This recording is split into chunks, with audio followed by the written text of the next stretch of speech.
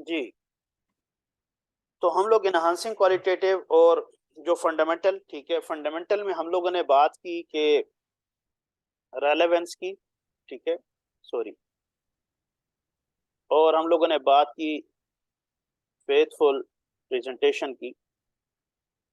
और faithful presentation में हम लोगों ने तीन एलिमेंट्स बात की। हमने कहा कंप्लीट होनी चाहिए, फ्री फ्रॉम एरर हो, न्यूट्रल हो, ठीक है जी, राइट जी। जी, और न्यूट्रल मीन अनबायस्ड हो, ठीक है। अच्छा, जब हम लोगों ने रेलेवेंस की बात की थी तो रेलेवेंस के में उसने साथ में एक मटेरियलिटी का कॉन्सेप्ट, ठीक है, वो उसने कहा उसको आप जरूर कंसिडर करें। और जब फेथफुल प्रेजेंटेशन की बात हुई तो उसने एक प्रूडेंस का कॉन्सेप्ट जो उसने हमें बताया कि आप इसको जरूर डिस्कस करें। अच्छा, ये तो थी इसकी फंडामेंटल, और जो इसकी एनहांसिंग क्वालिटेटिव कैरेक्टरिस्टिक्स थी जी, उनमें थी अंडरस्टैंडेबल होनी चाहिए, ठीक है जी। उसके अलावा उसने हमें फोर्थ वन जो बताई, उसने कहा टाइमली होनी चाहिए जी। और the fifth one is comparability होनी चाहिए, and the last one is verifiability. अच्छा, अब याद रखें कि अब आपने ना इसी तरह इसको जरा नोट्स वगैरह बनाने थोड़े से, इसको मैंने तो बड़ा मुख्तसर कर रहा हूँ, आपने फिर दो दो लाइनें तीन तीन लाइनों में जितना आप इसको एक्सप्लेन कर सकते हैं जरूर करें, ठीक है। अच्छा, जब हम लोग थर्ड चैप्टर में आए, थर्ड चैप्टर में हम लोगों ने बात की थी फाइनेंशियल स्टेटमेंट्स की और रिपोर्टिंग एंटिटी, राइट, ऐसा ही है जी। जी, फाइनेंशियल स्टेटमेंट्स को हम लोगों ने डिस्कस किया। और यहाँ पर इसने दोबारा वही बात हम लोगों ने ऑलमोस्ट पढ़ी, ठीक है, जो हम लोगों ने देखी थी। जी, जो requirement of the user, primary user की, ठीक है, ठीक है, कि उसके इंटरेस्ट की, कि उसका इंटरेस्ट कहाँ पे है, ठीक है, financial statements and reporting entity. अब हमने कहा था रिपोर्टिंग एंटिटी कौन सी होगी जी, वो एंटिटी जो कि रिक्वायर्ड बाय लॉ, जो कि बाय लॉ रिक्वायरमेंट, ठीक है, लॉ की रिक्वायरमेंट को पूरा करने के लिए फाइनेंशियल स्टेटमेंट्स प्रिपेयर कर रही है, या खुद से अपनी मर्जी से उसने ये अडॉप्ट किया, इस चीज को ऑप्ट किया कि वो क्या करते हैं, अपनी फाइनेंशियल स्टेटमेंट्स प्रिपेयर करना चाहते हैं। That is going to call the reporting entity, right. जी अच्छा, जी। चौथे में हम लोगों ने बात कर लीजिए अब, चौथे चैप्टर में एलिमेंट्स ऑफ फाइनेंशियल स्टेटमेंट्स पे, ठीक है जी, इनको एलिमेंट्स बोला जाता है, ठीक है, एलिमेंट्स ऑफ फाइनेंशियल स्टेटमेंट्स, जिसमें जो मोस्ट इंपॉर्टेंट डेफिनेशन वो एसेट और लायबिलिटी, ठीक है, ये हाईली इंपॉर्टेंट डेफिनेशंस। बाकी इनकम, एक्सपेंस और इक्विटी तो आपको पता है वो फिर इन्हीं से लिंक कर रहे हैं। इक्विटी जो है वो हम क्या कहते हैं कि वो आपके एसेट्स में या और लायबिलिटी में, ठीक है, जो भी चेंज आता है वो अल्टीमेटली रिफ्लेक्ट होता है इक्विटी में। और फिर हमने जब इनकम और एक्सपेंसेस की बात की तो अल्टीमेटली इनकम और एक्सपेंसेस में भी यही बात हुई कि अगर आपका एसेट इंक्रीज हो रहा है और लाइबिलिटी या लाइबिलिटी डिक्रीज हो रही है, और उसके रिजल्ट में आपकी अगर इक्विटी पे आ रही है, इंक्रीज हो रही है, तो वो क्या है, definitely that is going to call income.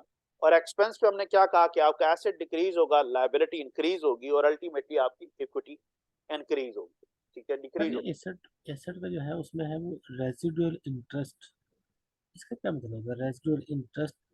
Residual interest की, अच्छा, ये उसने इक्विटी में बात की होगी, एसेट्स में नहीं बात की, ठीक है। इक्विटी को वो नॉर्मली रेजिडुअल इंटरेस्ट कहता है। देखिए, residual interest means net assets को रेजिडुअल इंटरेस्ट कह रहा है जी, बचा खुचा इंटरेस्ट। रेजिडुअल क्या होता है, बचा खुचा, क्या ख्याल है, जी ठीक है। जी तो सही। अब देखिए, अगर आपके पास मैं कहता हूँ 5 मिलियन के एसेट्स हैं और 3 मिलियन की अगर आपकी लाइबिलिटीज हैं, तो आप ये क्लेम तो नहीं कर सकते ना कि यार मैं 5 मिलियन की मेरी वर्थ है। आपकी तो 5 मिलियन की वर्थ नहीं है यार, 5 मिलियन में से 3 मिलियन तो आपने लोगों का देना है, क्या ख्याल है, जी राइट। जी। तो अब जो उसमें से जो बच जाएगा, जो रेजिडुअल रहेगा, वो तो आपकी इक्विटी है, वो आपकी वर्थ है, ठीक है, वो आपकी वेल्थ है, ठीक है। तो उसको वो रेजिडुअल अच्छा। इंटरेस्ट कहते हैं, राइट। ये जी कॉन्सेप्ट सर। क्लियर हो गया जी। जी, जी जी। रेजिडुअल इंटरेस्ट है, सही है जी जी। जी। यहाँ तक कोई मसला परेशानी जी, एजाज। जी सर क्लियर। ओके जी, इसको मैं अब यहाँ पे रिमूव कर रहा हूँ। तो वो इक्विटी को बोलता है कि आपके एसेट्स में जो आपका रेजिडुअल इंटरेस्ट है, that is going to call equity. हाँ जी, ये उसने बताया, ठीक है। The residual interest in the assets of the entity after deducting all its liability, ठीक है ना। तो मैंने पहले आपको बताया, ठीक है, कि नेट एसेट्स को बेसिकली इक्विटी बोलते हैं, ठीक है, या फिर रेजिडुअल इंटरेस्ट क्या होता है, एसेट्स माइनस लायबिलिटी, एक ही बात है, ठीक है, ये एक चीज है। सही है जी। जी अच्छा जी, आगे चल लेते हैं जी। अब कुछ रिकॉग्निशन और डी रिकॉग्निशन क्राइटेरिया है कि अगर कोई भी एलिमेंट है और उसको हम लोगों ने रिकॉग्नाइज कब करना है और डी रिकॉग्नाइज कब करना है, राइट जी, बात समझ आ गई।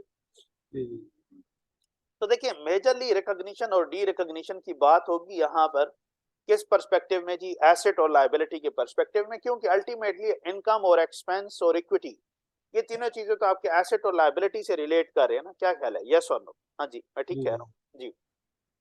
तो आए जी, रिकॉग्निशन प्रोसेस में सबसे पहले हम लोग रिकॉग्निशन क्राइटेरिया को देख लेते हैं जी। अच्छा, इसमें just a minute, let me check कि कितनी डिटेल में गया है, फिर उसी के अकॉर्डिंगली हम लोग फिर आगे चल लेते हैं। चलें, हम लोग सिर्फ इसकी थोड़ी सी डेफिनेशन पे बात करते हैं, इसको अंडरस्टैंड करना जरूरी है, ठीक है। इसको जस्ट मैं आपको एक मतलब डेफिनेशन करवाता हूँ, ठीक है। डेफिनेशन के बाद फिर हम लोग कल इसको थोड़ा डिटेल में जाएंगे, ठीक है। क्या है रिकॉग्निशन प्रोसेस जी? The process of capturing for inclusion in the financial position, statement of financial position, ठीक है, और the statement of financial performance, जिसको प्रॉफिट और लॉस स्टेटमेंट भी बोलते हैं, एन आइटम, ठीक है। तो अब जाहिर है स्टेटमेंट ऑफ फाइनेंशियल परफॉर्मेंस में क्या आ जाएगा, इनकम या expense. Statement of financial position में क्या चीज जानी है जी, एसेट जाएगा या लायबिलिटी जाएगा, ठीक है जी। तो जी ऐसा प्रोसेस जिसमें हम लोग क्या कर रहे हैं जी, इनको पार्ट बना रहे हैं अपनी स्टेटमेंट्स का, ठीक है, उसको रिकॉग्निशन प्रोसेस का नाम दे रहे हैं। That meets the definition of one of the elements of the financial statements जी। ये जो हमने अभी एलिमेंट्स पढ़े, ठीक है, तो जब ये डेफिनेशंस मीट होंगी तो तभी हमने इनको अपनी फाइनेंशियल स्टेटमेंट्स का पार्ट बनाना है, राइट।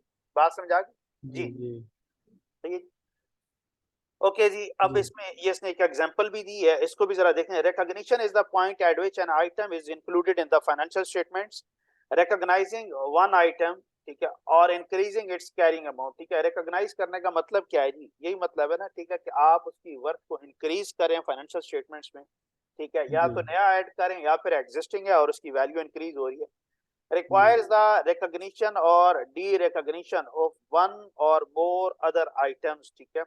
अगर आप क्या करें जी, कोई एक आइटम रिकॉग्नाइज कर रहे हैं तो हो सकता है कि आपकी दूसरी साइड से कोई दूसरा आइटम, एक या मल्टीपल आइटम्स, ठीक है, वो डी रिकॉग्नाइज हो रहे होंगे, राइट, सही है जी। जी जी, या फिर उनकी वैल्यूज में डिक्रीज आ रहा होगा।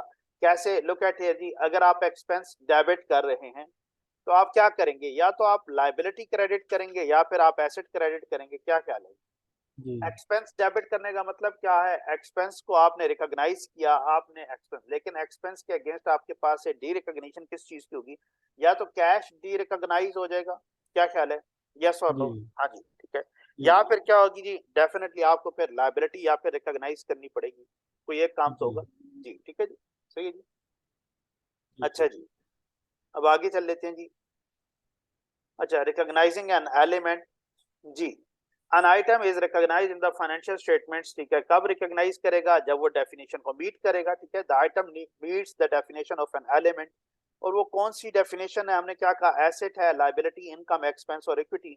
तो जो मैंने बताया कि जिस चीज के ऊपर आपने टाइम देना है, जिसको अच्छे अंडरस्टैंड करना है, वो एसेट और लायबिलिटी है। एसेट और लायबिलिटी आपको समझ आ गए तो बाकी तीनों तो वो उसी के साथ रिलेट कर रहा है, उनके साथ लिंक उसने क्रिएट कर दिया, ठीक है। इटसेल्फ उनकी अपनी तो उसने कोई डेफिनेशन नहीं दी, ठीक है, सही है जी, जी बात समझ आ गई। तो जी इटसेल्फ जी जो अपनी एक डेफिनेशन है वो तो एसेट और लायबिलिटी है। इनकम, एक्सपेंस और इक्विटी की डेफिनेशन में तो वो जस्ट एसेट और लायबिलिटी की ही दोबारा बात कर रहा है, राइट, ठीक है। अच्छा, तो रिकॉग्निशन क्राइटेरिया में क्या, एक तो ये होना चाहिए कि उसको डेफिनेशन को मीट करे, दूसरा रेलेवेंस और फेथफुल रिप्रेजेंटेशन, इन दो क्वालिटेटिव कैरेक्टरिस्टिक्स को मीट करे, राइट जी, बात समझ आ गई। जी जी जी Recognition of that elements provide users of the financial statement with information that is useful। तो देखें, हमने, अगर आपको याद होगा, हमने जब शुरू में पढ़ रहे थे जी कि इंफॉर्मेशन कैसे यूजफुल होगी, तो मैंने आपको कहा था इसके लिए आगे चल के देखेंगे, क्वालिटेटिव कैरेक्टरिस्टिक्स पे बात करेंगे, ठीक है। तो देखें, तभी इंफॉर्मेशन यूजफुल होगी जब वो रेलेवेंट होगी और फेथफुली रिप्रेजेंट होगी, राइट जी, बात समझ आ जी गई जी। जी जी Recognition is subject to cost constraints. The benefits of the information provided by recognizing an element should justify the cost of recognizing that element. ठीक है, अगर आप कोई एलिमेंट अगर आप रिकॉग्नाइज करने जा रहे हैं, ठीक है, तो आपको देखना है कि वो जो एलिमेंट है, ठीक है, उसकी जो कॉस्ट है वो जस्टिफाइबल होनी चाहिए, राइट? सही है। जी तो आगे चल के हम लोग बात करेंगे, ठीक है, डिफरेंट कॉस्ट के ऊपर। फॉर एग्जांपल जब हम लोग एसेट को रिकॉर्ड करते हैं तो कहता है जी cost can you measure reliably, ठीक है, या एस्टिमेट, अगर प्रोविजंस वगैरह क्रिएट कर रहे हैं, ठीक है, तो कहता है जी estimate can be made reliably, ठीक है। तो इसको हम लोग आगे चल के पढ़ेंगे डिफरेंट स्टैंडर्ड्स में, ठीक है, कि वो इसको किस तरह से यूज करता है, ठीक है। तो इस चीज को जरूर हमने सामने रखना है जी, ठीक है, कि एक तो जो बेनिफिट्स हैं, जो भी इंफॉर्मेशन हम प्रोवाइड करें, ठीक है, जी अब जाहिर है फॉर एग्जांपल मैं कोई एसेट रिकॉर्ड कर रहा हूँ, ठीक है, तो मतलब जो भी हम लोग इंफॉर्मेशन प्रोवाइड करने जा रहे हैं यूजर को, तो यूजर के लिए जो उसके बेनिफिट्स हैं, ठीक है, तो उस एलिमेंट को रिकॉग्नाइज करने के उन बेनिफिट्स जो है वो इतने होने चाहिए ताकि वो उस कॉस्ट को जस्टिफाई कर सके एलिमेंट की, राइट जी, सही है। जी हम कहते हैं कॉस्ट बेनिफिट एनालिसिस, सुना है जी, कॉस्ट बेनिफिट जी एनालिसिस। सुना है। जी हाँ, जी यहाँ पे बेसिकली कॉस्ट बेनिफिट एनालिसिस है, ठीक है। ये लास्ट पॉइंट उसने ये बात की कि जब आप रिकॉग्नाइज कर रहे हैं, ठीक है, तो उसके बेनिफिट्स ज्यादा होने चाहिए उसको रिकॉग्नाइज करने के, ठीक है, किसके लिए? User of the financial statement के लिए, ठीक है, और उसकी जो कॉस्ट है उसको कम इनकर करनी चाहिए, राइट, सही।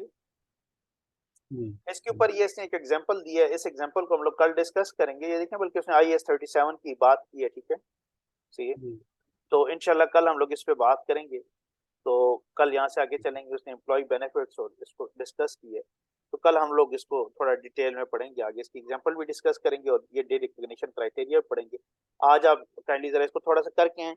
तो देखिए हम लोगों ने पहला chapter general purpose of financial statement, second chapter qualitative characteristics पे हम लोगों ने बात की, थर्ड चैप्टर में हम लोगों ने financial statements and reporting entity, fifth one हम लोगों ने बात की elements of sorry fourth one elements of the financial statements, and the fifth one recognition and D recognition of elements, ठीक है जी, सही है जी, जी ठीक है जी। इंशाल्लाह कल मिलते हैं इजाज, कल यहाँ से आगे हम लोग ओके स्टार्ट लेंगे और कल हम लोग इससे नेक्स्ट चैप्टर इंशाल्लाह इसका स्टार्ट करेंगे रिपोर्टिंग फ्रेमवर्क का, जिसमें हम लोग मेजरमेंट के क्राइटेरिया को पढ़ेंगे, मेजरमेंट को डिस्कस करेंगे, राइट, सही हो गया। ठीक है सर ठीक चलिए जी इंशाल्लाह कल मिलते हैं, सही है, ओके जी, अल्लाह हाफिज। Okay sir thank you so much अल्लाह हाफिज।